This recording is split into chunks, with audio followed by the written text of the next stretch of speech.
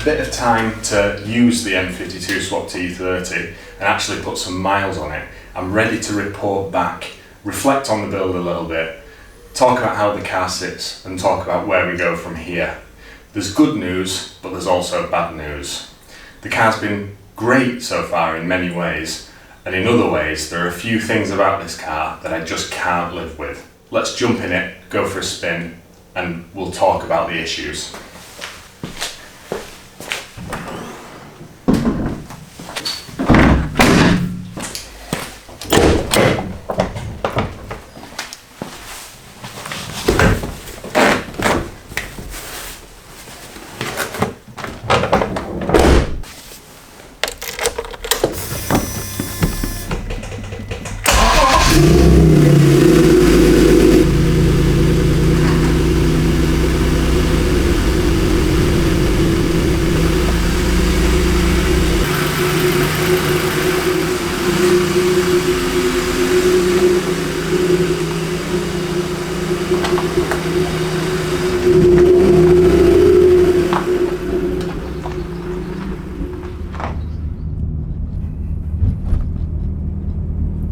Well, firstly, while we're letting the car warm up a little bit, I will say I'm actually really impressed with how strong the engine is.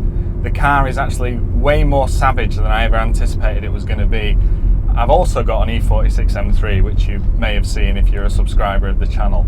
And I was expecting to be really disappointed with the M52 compared to the S54. However, the way I've got this M52 set up, it's almost like a junior S54. It revs really quickly, it rewards you for revving it out, and it revs quite high, being raised to 7,000 RPM. And it's actually really quite zingy.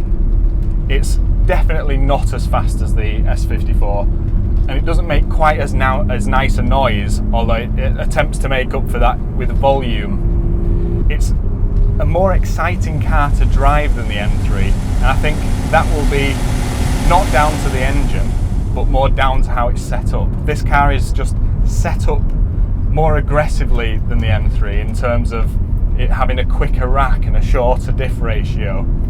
And I think further to that, it's just so much less stable and so much lighter and with so much less insulation. So it feels surprisingly racy. Herein lies the problem though. I think I've made the car a bit too aggressive and too savage. I built the car as a car that I want to get in on a weekend and take places. I want it to be able to go for a day out in it, or a long weekend away, or an evening cruise to the seaside. But it's actually really quite exhausting to drive this car. And you can probably see I'm getting jiggled around quite a lot thanks to the stiff suspension. And I'm having to speak up so you can hear me because it's so bloody loud. And it's not just the engine and the exhaust that's loud, like the road noise is loud in it as well. And of course, in terms of outright speed, even though the M3 is not a fast car by today's standards, this would not see where it went. But in the M3, you'd look down at the dash and say, bloody hell, if somebody sees me going this fast, I'm going to get locked up. Whereas in this, you look down at the dash and think, bloody hell, I've crapped myself twice and we haven't even got over 50. I have a feeling I'll drive this car a lot more if I could just tone it down a little bit. So I guess that's why the E30 project seems to have stalled a little bit. I've been easily distracted by working on other things whilst I'm feeling a bit paralysed about how the car sits, because I think I really should be toning the car down, and I've been pondering how I could do that without ruining it. Those of you who modify cars can probably relate to what I'm about to say, but you often invest a lot of time, effort and money into modifying a car, and then once the novelty of the modification wears off, you start to question it and you start to realise that you've actually made the car harder to live with. And I think I've never felt that as profoundly as I feel that with this car, which is a real shame. It makes me laugh when you're absolutely on it, but the rest of the time it's a bit of a chore, and it would not be the car I'd pick to go anywhere in. which is a shame because I've built it to use it. I want to enjoy the car at every opportunity, not pick an easier car to drive to get to a destination without a headache. We'll let the car warm up a little bit more, and then I'll get out onto some nice rural country roads, and I can give you a bit more of an impression of how the car drives. Obviously it's very hard to get that to translate onto camera. It's a visceral experience, it's hard to record it, but we'll see what we can do to give you an idea of that.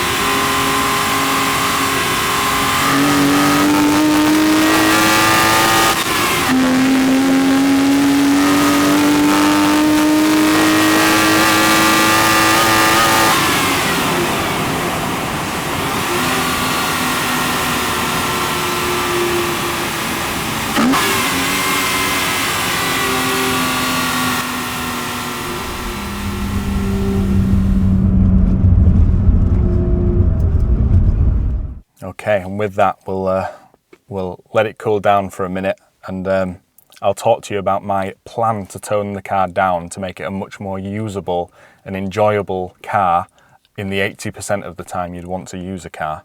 The first thing is definitely softer springs. It's a very common thing with E30 coilover kits that you end up with spring rates that are just way too stiff for the car. And whilst that probably works really well on track, this is a road car, and you've probably noticed me bouncing around quite a bit as I'm driving, and it's pretty tiring, to be honest. It's kind of it makes your teeth rattle on a B road, and I'm trying to build the car to be a B road blaster, so that's not great. So I guess what I'm going to need to do is get in touch with Driftworks and find out what spring rates I've got. I went for the recommended springs, not being sure whether I'd prefer the softer or harder option. I went for the middle to kind of hedge my bets. Now, it seems like the middle option was too stiff, so I'm going to see if I can get softer springs and see if that helps. And before you say it, I have dialed the dampers all the way to soft now, and the car still absolutely skips over bumps. Makes it feel very unstable.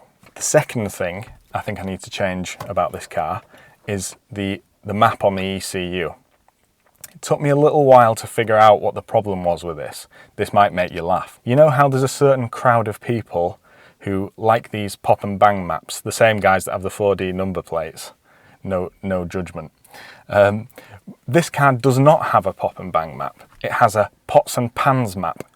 When you are lifting off the throttle, say you're coming into a village or a town, you will hear almost somebody playing the steel drums behind you for a little while, which is absolutely comical. Everybody turns around to look at you. It's very embarrassing. And I think the map must be putting fuel in after the throttle's closed, and to kind of give you this pop and bang effect. And it's not agreed with this exhaust. I'll intersperse that here if I can record it.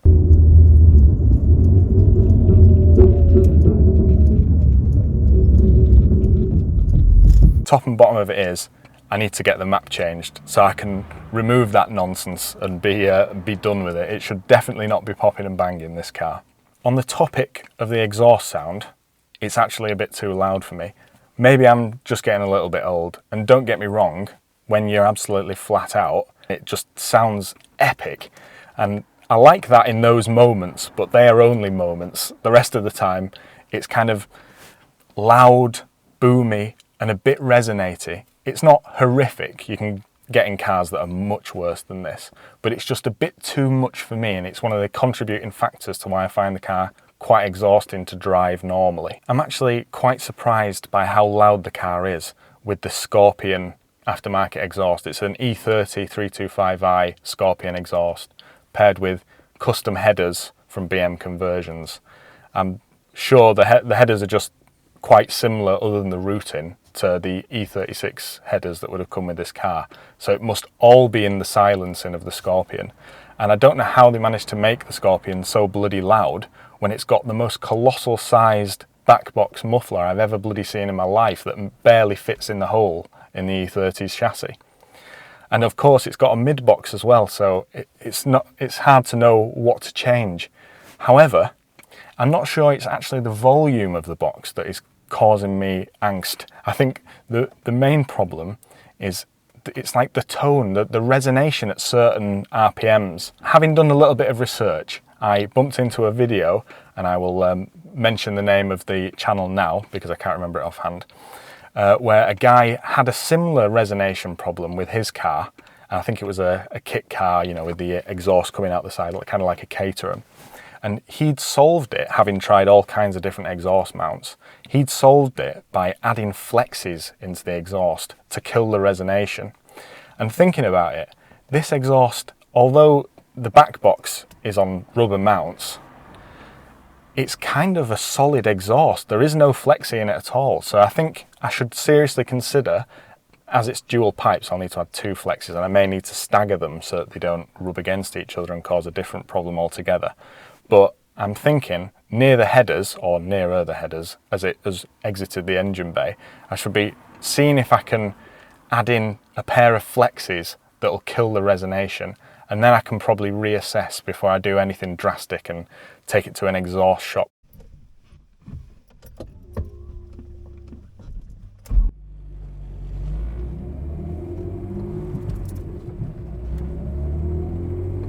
So with the change to the map and adding a couple of flexes, I could potentially tone the exhaust down to a much more acceptable level, which leaves us with my 4th and final point, which would be one that I've already mentioned in previous videos, and that's toning down the differential ratio to a more sensible one. The ratio in the car at the moment is the small case 4.27 ratio diff that would have been standard on this as a 316i, and it's just too short. You're cruising at far too high revs, and it means that you would never want to get onto the motorway in the car, which is a bit of an issue if you want to go on days out. So based on what people have suggested, I'm going to be looking for a 3.64 ratio diff, which should be much more sensible for this car with this engine and this gearbox. But I think I'd also be open to a 3.91. Anything between a 3.64 and a 3.91 should be just the ticket for this car, so that's what I need to keep an eye out. Sadly, they're incredibly expensive these days because I want limited slip, because that was on my fundamentals list for the car. I just don't think there's any downside. I'm not going to be adding more savageness into the car using it normally. So I think there's only upside other than the cost. So I'm still set on a limited slip diff.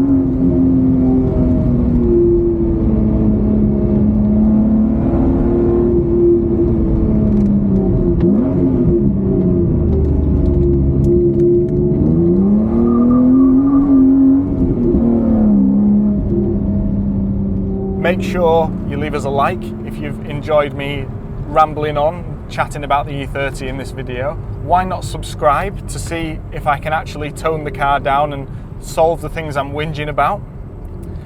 But anyway, thank you very much for watching.